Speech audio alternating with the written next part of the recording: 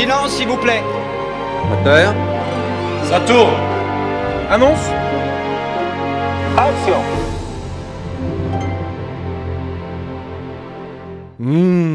Humez-moi ce doux parfum de l'extérieur, l'équipe. Humez-le, car l'extérieur est de retour.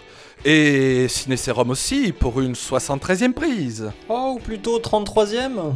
Mais quel manque d'ambition, parce que oui. cette semaine, c'est la semaine du 7 de cœur. Nous avons un 7 en dizaines. Et la semaine du 7 de cœur, c'est pour celle du 13 mai 2020. Le 13, 73. Dis donc, chaque semaine, je dois m'incliner devant tes explications. Quand les étoiles s'expriment, on ne peut que se taire. C'est ça.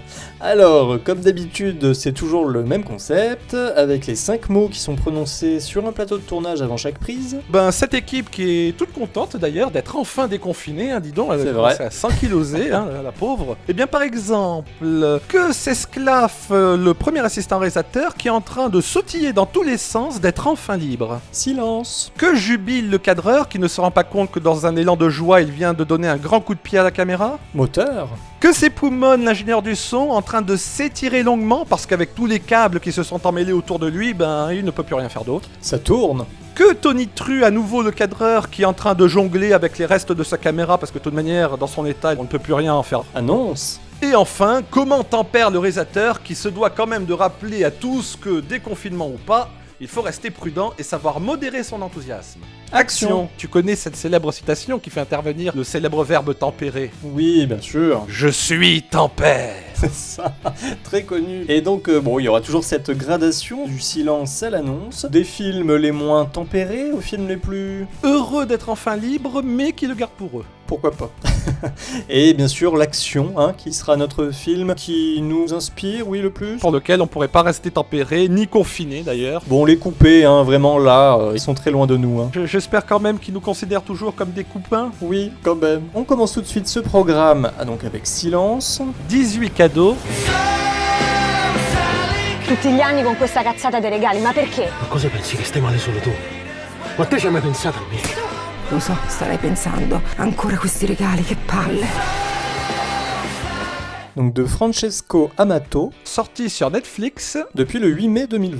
Alors il faut dire quand même que c'est le 4e film du réalisateur qui s'est dit, tiens, pour le coup, je vais m'inspirer d'une histoire vraie, la véritable histoire d'un voyage dans le temps. C'est vrai que ça existe, hein, c'est quand même bien connu, hein, maintenant on est arrivé au stade où la science fait des petits miracles. Je te propose d'ailleurs maintenant de résumer les films de l'émission. Ah pardon, je viens du futur. Désolé, je repars.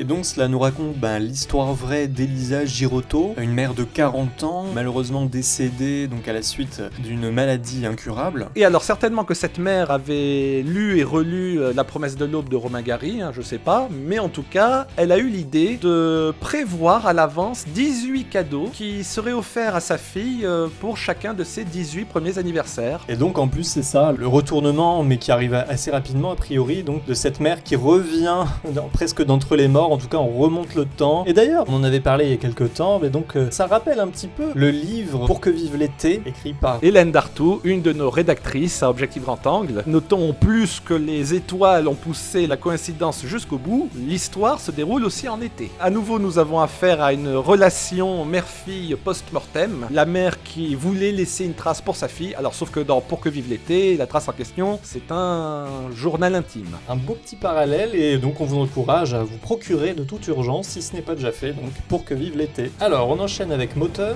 The Room. Les types dans votre genre, je les connais. Les créatures esclaves du désir. Et finalement, vous crevez. De Christian Volkmann. Sorti sur MyTF1 VOD, Orange VOD et Canal VOD, hein, les trois frères qui se sont réconciliés.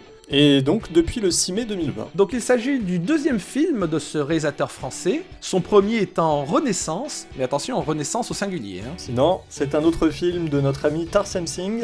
Voilà, avec Ben Kingsley, qui jouait la chenille dans une adaptation d'Alice au Pays des Merveilles d'ailleurs. Alors on retrouve Olga Kurilenko aussi en tête d'affiche. Et donc c'est l'histoire d'un couple qui emménage dans une nouvelle bâtisse, et ils découvrent une chambre. Et dans cette chambre-là, ils ont la capacité de matérialiser un un vœu. Mais on apprendra bien vite que il faut savoir déjà ce qu'on désire et peut-être aussi qu'avoir tout de suite ce que l'on veut, c'est peut-être pas une très bonne chose. D'ailleurs, ce film a été présenté au festival de Gérardmer cette année. Tout à fait. Donc mystère, mais ça donne envie en tout cas. Bon, on poursuit avec Saturne. Warning, do not play.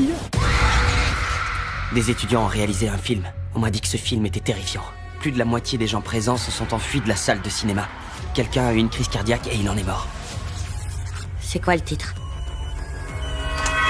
De Kim Jin-won, sorti depuis le 5 mai 2020. Sur à nouveau les trois frères Vaude, MyTF1, Orange et Canal. Et tiens, le retour de leur notaire, Filmo TV. Il a besoin de tenir les comptes un peu, hein, eh oui. Avec un tel héritage à la clé. Il s'agit du premier film de ce réalisateur, qu'il ne faut pas confondre d'ailleurs avec un paronyme. Qui s'appelle Kim Ji-won. Aussi un peu dans cette veine assez sombre, hein, parce que là, effectivement, Warning Do Not Play est un film alors d'horreur, disons-le. Hein. Il a fait l'objet de la clôture du festival de Gérardmer. Oui, donc du coup, c'est l'histoire d'une étudiante qui est tenue au courant du fait qu'un film a été diffusé et qu'il a provoqué, au moins chez un spectateur, une crise cardiaque violente. Étudiante en cinéma, précisons-le, et qui se destine à une glorieuse carrière de réalisatrice, et qui, en panne d'inspiration pour son premier film, entend parler donc de cette légende. Un film qui aurait même été réalisé par des fantômes. C'est ça. D'ailleurs, ça rappelle beaucoup The Ring, où cette fois c'est une cassette qu'il ne faut pas regarder. Là, on a affaire plutôt à un film maudit, qui peut même tuer. Et d'ailleurs, je me dis que c'est pas comme ça qu'on va ramener du monde dans les salles de cinéma. Bon, on le verra chez nous encore pour le moment. Disons que dans la salle de cinéma, on risquerait d'être traumatisé. Alors, on enchaîne avec annonce. Blue Story.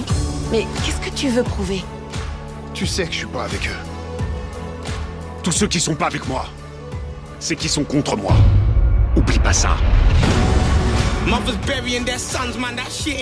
C'est de mon fils qu'il s'agit. Je suis sa mère et personne me dit rien. De Andrew Anoubolu. Alors si t'as du mal à prononcer son nom, sache qu'il en a un autre. Oui, Rapman. C'est vrai que ça décrit bien son autre hobby. C'est ça, oui, rappeur donc. Rappelons déjà donc que c'est son premier film. Sorti sur MyTF1 VOD, Orange VOD et Canal VOD. Mais attention, Filmo TV a à nouveau disparu. Et c'est donc disponible depuis le 30 avril 2020. Alors c'est l'histoire, là aussi vraie, quelque part, parce que le réalisateur a un peu baigné dans l'atmosphère qu'il essaie de décrire dans ce film, c'est-à-dire le ghetto londonien. Un peu comme Les Misérables de Lajli. Oui, et c'est voilà la confrontation donc de deux gangs, on va dire, donc les Peckham Boys et les Ghetto Boys. Ou autrement dit, il y a un peu les Jets et les Sharks. Oui, un peu de West Side Story. Alors c'est pas une histoire d'amour comme West Side Story, mais une histoire d'amitié. Il n'en demeure pas moins que c'est une amitié qui souffre du même problème que dans West Side Story ou même dans Roméo et Juliette. Chacun des membres de cette amitié n'est pas dans le même groupe. Ils vont même être poussés malgré eux à s'affronter. C'est ça. On en termine avec action. Pinocchio. Papou arrive! T'en fais pas! Je vais dans un beau pays. Il s'appelle le pays des 1000 jouets.